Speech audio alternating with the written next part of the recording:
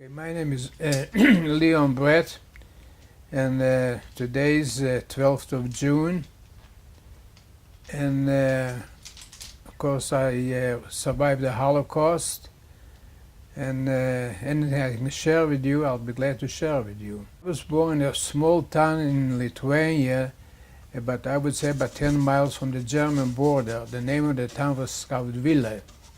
Basically, we had I guess a pretty quiet life. There was a lot of anti-Semitism, and the Lithuanians probably thought that we were strange to them because our religion was different, our culture was different, our way of dress was different. There was not much of a future financially because there was no industry, so people emigrated. A lot of people from our town emigrated. A lot of them went to Israel, to Palestine, it was called in those days, and a lot of them went to South Africa. It so happened that I was the youngest one in my family. I had three brothers who were all older. My oldest brother was maybe 20 years older than me, and they all went to South Africa. I was also supposed to go to South Africa with my brother, and perhaps also my sister and her family, but of course the war came along, and actually the Russians came in, I believe, in 1939, and then like an iron curtain, I'm sure everybody heard the expression iron curtain, descended and you couldn't get out of Russia. So of course I got stuck there with my family, but I did have three brothers in South Africa. They were all married. I also had 11 nieces and nephews there. My sister, she was married, and she also had two children. A little girl, I guess before the war, she must have been about 5, and another one must have been about 3. And her husband had a shop. He sold bicycles. My sister, her husband, her children, and my father and myself, we lived in one house, and we had a fairly nice house. Before the war, it turned out my sister was pregnant with a third child. Of course, they did not survive the war. It was they died in a very, very tragic and painful way. That it's hard for me sometimes to comprehend even today that civilized people could do such a thing to defenseless people, to men, women, and children, even babies. Even a baby who was just born, who was maybe a week old, a Jewish child had to be destroyed. And everybody tried to emigrate because financially there was no opportunities for anybody. But my father forced me to learn a trade, watch repairing, because it was easy. There were 2 watchmakers in our town, and one was young and fairly good, so I became an apprentice. Although I resented it, I didn't care for it, but my father forced me to. He told me it's his father's duty to teach. He quoted from the Talmud, that it's his father's duty to teach his son a trade. And I did it. At first I didn't like it, but later on I learned to like it, and I made peace with the idea, and it turned out all right for me. I had a trade. He said, someday you'll have to leave this country, you'll have to move to another country, you'll need a trade when you come to another country. So life went on like this until perhaps in 1937, 1938, things changed. Hitler became strong. We found leaflets on our walls that will pave our streets with Jewish heads. Our rivers will be red from Jewish blood, and will burn down your homes. Warnings. We woke up in the morning, we saw the leaflets, and of course were very much concerned. So we formed groups who used to patrol the streets at night in case they want to do it, to prevent them from doing it. And things changed very fast. We got along with the Germans very nicely, but then when Hitler became strong, it's like if you turn off a faucet, they wouldn't have anything to do with us. And then June 1941, I believe it was the 21st of June. I think it was a beautiful sunny day, and we had a great time, a lot of young kids. All my friends, we went into the villages, and like we had a picnic. We went swimming perhaps in that little river. It was a nice little river. We went swimming there, and I came home late, and I went to sleep, and I was tired. But then, before daylight, my father woke me. He said, "How can you sleep? Can't you hear what's going on?" there were bombs falling. The war started, and the war between Germany and Russia started. I was always scared of the Germans. I don't know, more than anybody else. I was scared of Hitler. I wasn't under the Russians. I really got along. They didn't bother me. I learned watch repairing, and I knew there's certain things I couldn't do. I couldn't go to the synagogue, perhaps. It wasn't accepted to go to synagogue. But when I heard that the war started, I ran away. I had a bike. Like I said before, my brother-in-law sold bikes. And I remember he gave me once an English bike, a beautiful, shiny English bike, and I was proud of it. I got on my English bike and I left my family. I can almost remember my father was told me, you better go. The Germans wouldn't do anything to me. I'm an old man. He was actually a rabbi. He didn't have a job as a rabbi, but he was a graduate from a rabbinical school. They wouldn't do anything to me. They wouldn't do anything to your sister. She has 2 small children. She's pregnant with a baby.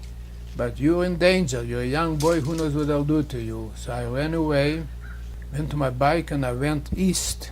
Our town was on the main highway between Germany and Russia. So I came, after perhaps maybe a couple hours, I came to a town called Kelme. And outside of the town was a big barn. There were a lot of Jews in that barn. And I was tired, so I said, well, why run? There's so many Jews here. I'll stay in the barn, and the Russians will certainly push back the Lithuanians, the Germans, and I'll go home. What's the big deal? But it was very depressing to be there. It was full of women and children were crying, and something else. On the way, I picked up another man from my hometown on my bike, and I also took him with me on the road, and he was also with me. But when he stayed there, he said, I don't like it here. It's too depressing. Let's go east. I said, well, if you want to go east, you go east. I'm going to stay here. No point running away, because the Russians will push the Germans back and we'll be sound and safe. So if you want to stay here, you can stay here, but I'm running away. So he ran away, and then I felt kind of lonesome without him. I would have stayed there. So I ran after him with my bike, and I picked him up, and we went both east. And it wasn't an easy trip, because planes were flying, the German planes were flying, they were bombing the road. And I guess you could have gotten killed several times. And every time you used to have to jump off the bike and run and hide in a ditch. But we made it finally to a big city of Shavel. I had relatives there, so I stayed with them. It didn't take very long for the Germans to push the Russians back. They occupied not only Skaudvile and Kelme, but also came to Shavel. And the first night, the Lithuanian fascists came to my cousin's house and arrested all the men in that building. There must have been about 6 or 8 apartments. And they arrested me and my cousin too. My cousin's name was Daugel. He later also survived the war and came to Israel and became very prominent. He even was the Speaker of the Knesset, the Speaker of the Israeli Parliament. Anyway, they arrested us both. And one of the guys who arrested us was a Lithuanian schoolmate of his. And my cousin said, he called him by his name. How can you do that? He said, well, I always hated Jews and always hated you. Now it's my time. They arrested that night perhaps 1,000 men, maybe more, I don't know. They brought us to the marketplace, and it was an awful sight. There were thousands of, many hundreds of Jews, maybe 1,000, maybe more, with their hands up over their heads, kneeling on the cobblestones. And the Germans were taking away, putting them in trucks and taking away some of the men. They kept on going constantly. But when it came to my turn and my cousin's turn, they didn't put us in trucks and took us away, but they took us to the jail. The jail had a very awful reputation. We called it the Red Jail, and everybody was scared of it. And that was, they brought us to the big courtyard, and Lithuanian fascists were running around and killing people and shooting and yelling and calling the Jews all kinds of names. I guess in a way I wouldn't say I survived this, but they didn't kill me, and we wound up in a room. There were 20 carts that you keep it up during the day, and at night you take them down for people to sleep. It was a small room, but you put in 70 people in that one room, and we were one on top of each other. It was awful. And I spent the whole summer of 1941. The heat was awful, the filth were covered with lice, and we hardly had any food. And I was there the whole summer. And every day the German who would open the door would come in and was very polite and a mild-looking man and say he apologizes for conditions, but he needs people to go to work on a farm. And of course, who wouldn't want to get out of a place like that? So the Jews almost begged him, take me, take me. In that case, I don't know why, what kept me back. My cousin wanted to go, but I held him back all the time. But they did not take me, and our room became emptier, and went down to maybe to about 20 people, and things were not like 70 people in the room. 20 people were not so congested. But then a miracle happened. My cousin's sister, nobody can understand. She went to that Fürster who was in charge of all that awful things, and she begged him for her brother, and he let him out. And also they came to somebody, to a Jewish man who ran a jewelry shop for the Germans, and they bribed him, and he said he had to bribe the Germans, and they requested me because I was a watchmaker, and they let me out too. I was out of there. When I came to my cousin's house, I couldn't recognize myself. I had a long beard, and I was filthy, dirty, covered with lice. But I washed myself, I cut off all my hair, and I became clean again, and I stayed again with my cousin perhaps a week, or I don't know, maybe a month. And then they ordered all Jews to move into a ghetto. My cousin's family was 5 people, and I was the 6th one, so we were a family of 6, but we only had one room, one small room. So we had 3 beds in that room, and we slept 2 to a bed. And at first I went to work on the railroad. We used to load the cars, supplies for the front, or when the cars came back with wounded, we had to clean out the railroad cars from their filth.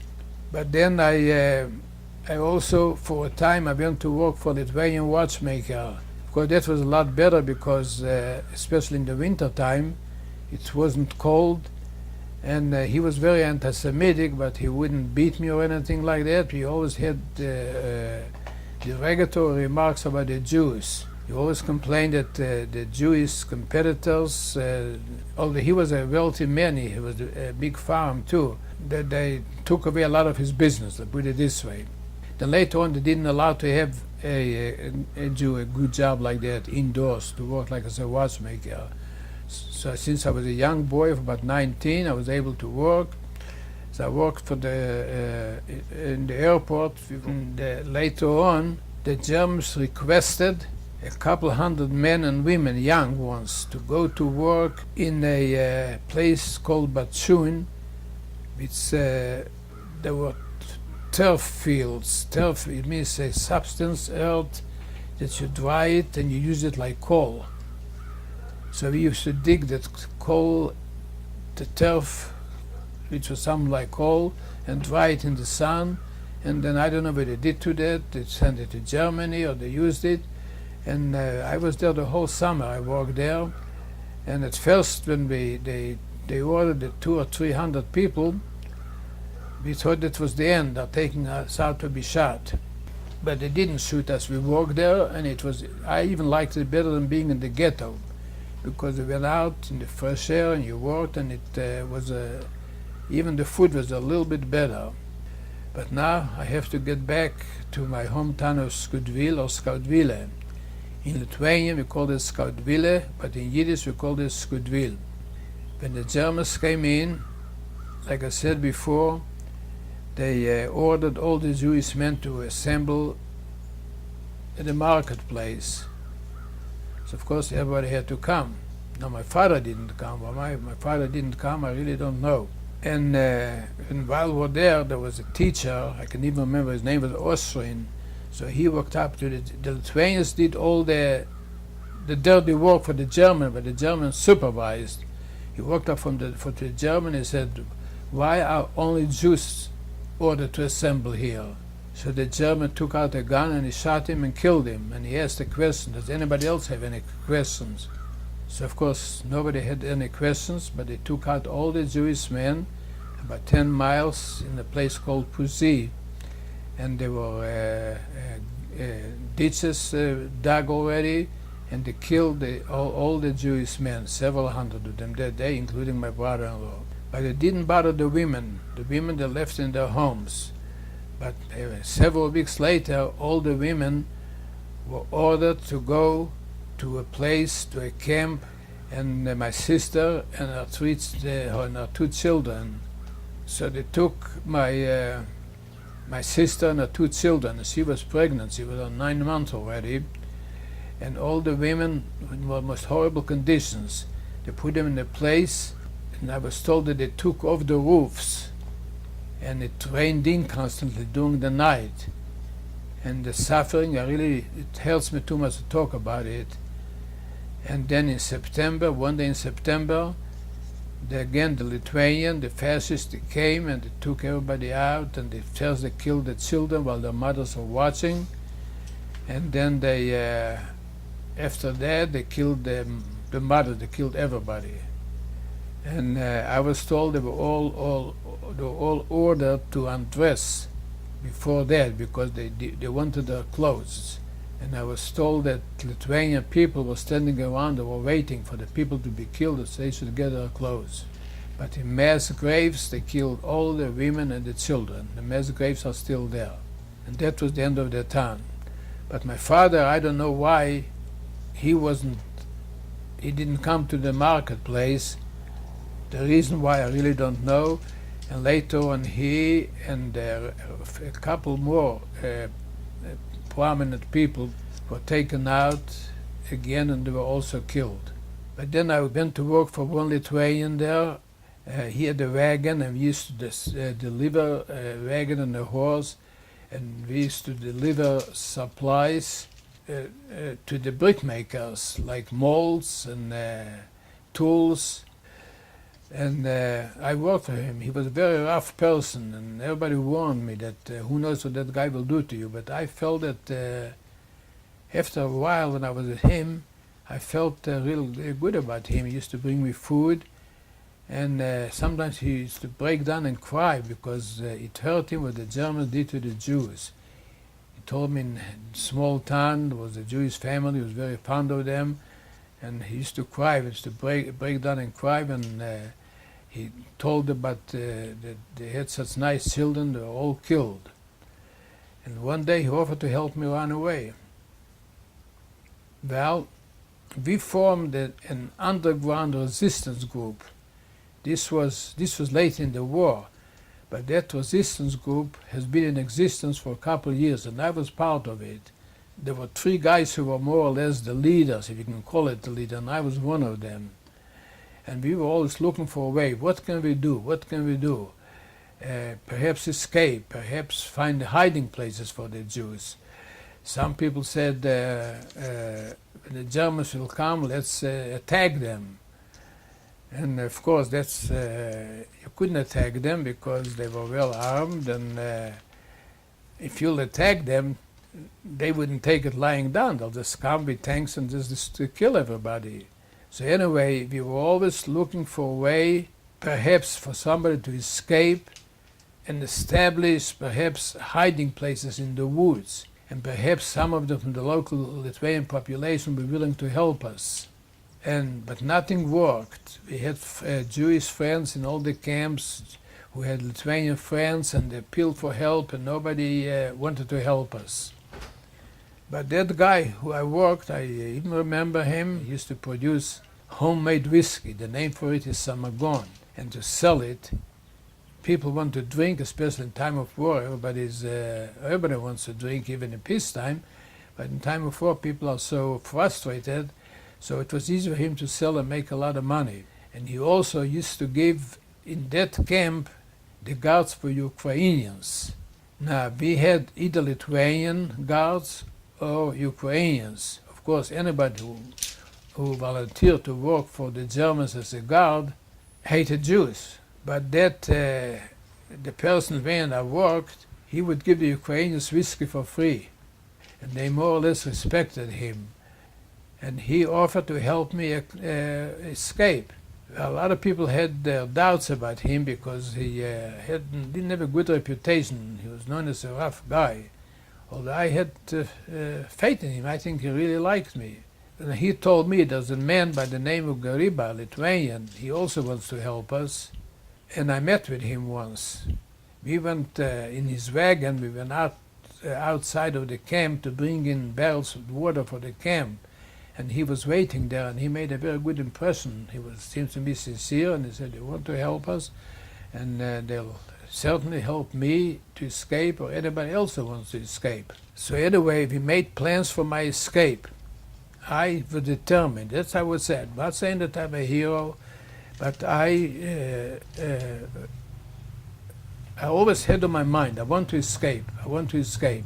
Perhaps I'm a coward because I was scared to be inside the camps. Maybe that's why I wanted to escape. I thought I would have a better chance outside. That Gariba told me the plan. That other guy, his name was Yurgis, that he'll take me at night to a certain hiding place in the swamp, and you'll stay there all night. In the morning, Yurgis will come and bring you food, and he'll go to work in the camp as usual. And if everything is quiet, that nobody's missing you, then of course he'll come back and say that he'll bring you to my house. And in his house, there's a young Lithuanian kid who will take me to a Jewish partisan group.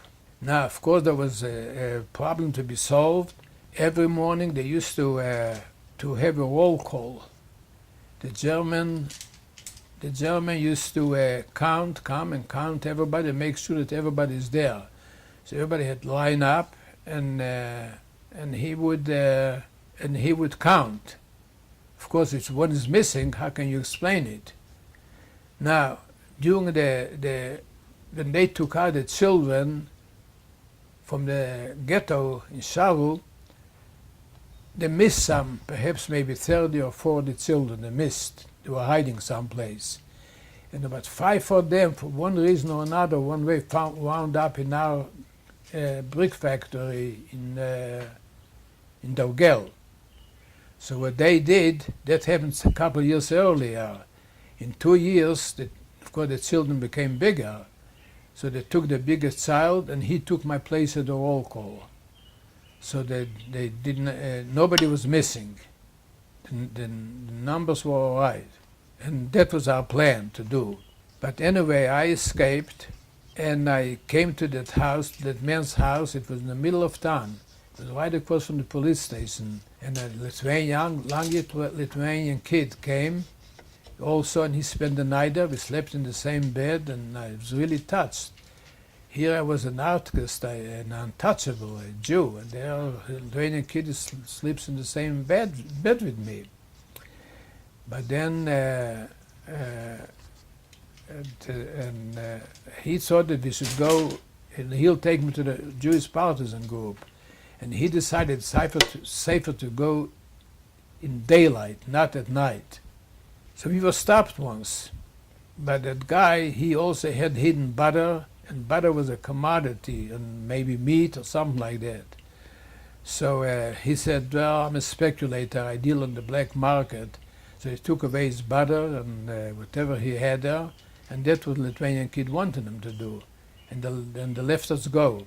And that kid, he had always had a nice smile off his face, I remember, and I never saw him so scared. But anyway, he was lucky again, and I came to a Jewish partisan group, and I joined them, and I was with them. And then my life changed. I was wouldn't claim claim that we did great things, but we were well armed. We all had machine guns. We had hand grenades. We had small guns. And I must say, as mean as the Lithuanians were, Of course, it was the last year of the war, and it was obvious that the Germans were losing the war, and a lot of Lithuanians were willing to help us. So anyway, but then one day, the summer of, I believe it was 1944, the Germans were being pushed back. The Russians were coming, were pushing the Germans back. And one day, the front was almost where we were. You could almost see the Russian positions. So we decided to cross over no man's land from the German positions to the Russian positions. Now, if he didn't get killed that time, so I guess it's really some kind of a miracle. But we came over to the Russian positions, and I remember Russian girls manning the front lines. And we identified ourselves. We told them, "You're Еврейские партизаны. We are Jewish partisans." And the girls welcomed us, and we met a patrol between the Germans and Russian patrol.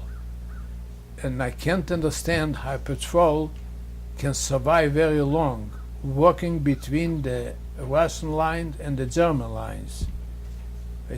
To this day I cannot understand it. But anyway, we met a patrol, and the patrol told us to go that direction. There are the Russian lines. You go there. And then so we saw the girl, mainly young girls, and again we told them, "Еврейские партизаны, we are Jewish partisans," and they welcomed us, and we came over to the Russian lines, and again we told them, "We're Еврейские партизаны, Jewish partisans," and they welcomed us, and we were free. Well, what I did later on, I lived in this.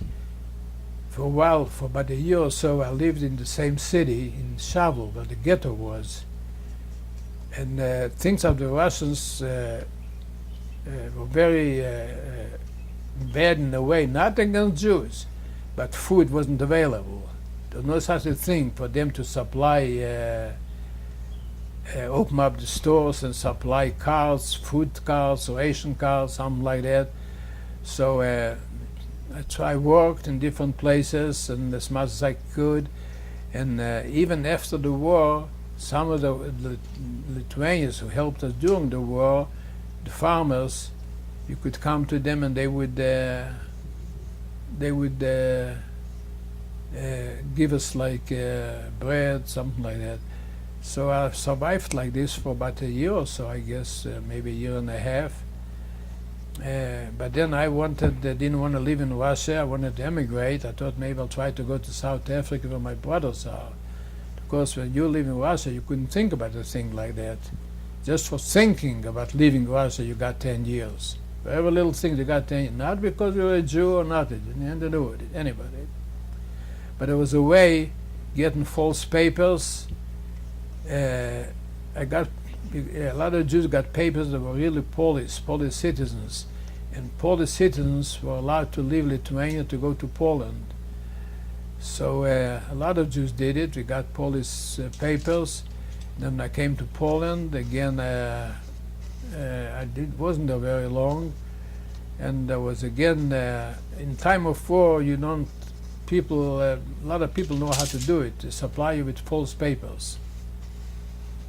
And then we got papers, a lot of us got papers that were Greek citizens. So you got Greek papers, Greek names. Then we came to Czechoslovakia, to Prague, and then we threw away everything, and we assumed our Jewish identity. And from there we were able to go to Germany, to West Germany, to the Feldafing displaced persons camp. And I was there, I guess, I don't know for how long. But then I had an uncle in Altoona. I was able to communicate. I walked into the American embassy, and I told him I had an uncle in Altoona, and I don't know how it happened. It made me fill out papers. I couldn't speak English. I didn't know very much what I did.